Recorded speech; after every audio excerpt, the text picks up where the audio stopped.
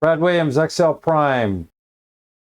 Volume of a sphere. Volume is equal to 4/3 times pi times r cubed. Here is the formula. 4/3 times pi. Use the function.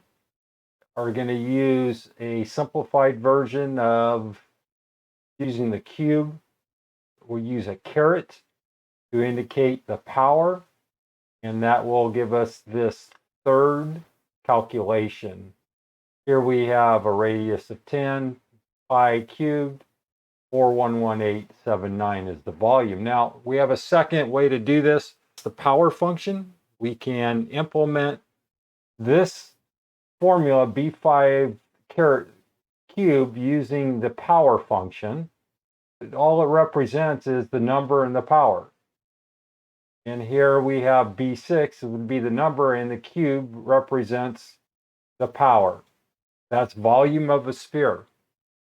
Brad Williams, XL Prime. See you soon.